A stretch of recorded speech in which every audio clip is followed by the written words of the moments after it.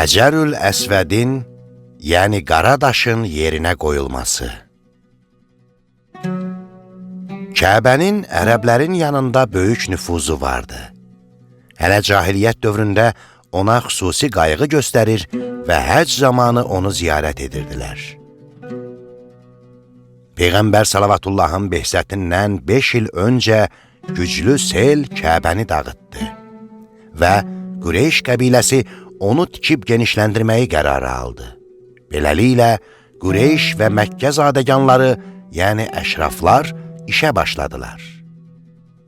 Binanın hörülməsi qurtardıqdan sonra qara daşın yerinə yetişdilər və onu təzədən əvvəlki yerinə qaytarmaq barədə razılaşmadılar. Çünki hər qəbilə istəyirdi ki, bu daşın sahibi olmaq şərəfinə nail olsun. İş az qala müharibə ilə nəticələnəcəkdi. Belə ki, həmfikirlər bir-birinə qoşuldular və sonda işi yarımçıq qoydular. Sonra məscidə yığışıb məşvərət etdilər.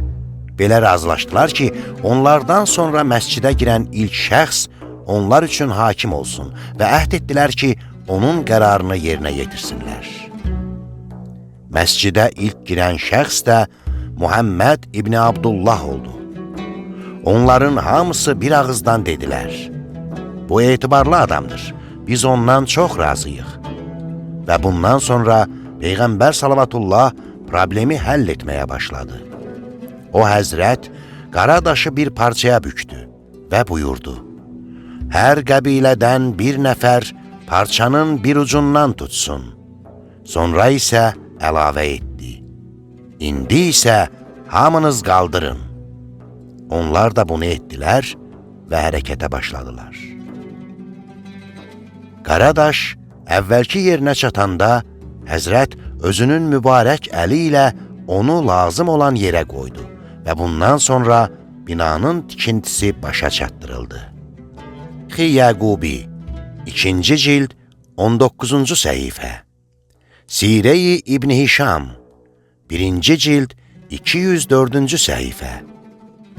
Əl-Bidayətu və Nihayə 2-ci cild 300-cü səhifə.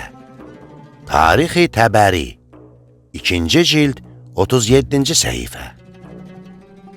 Peyğəmbərin bu mövqeyi həmin qəbilə üzvlərində böyük təsir qoydu.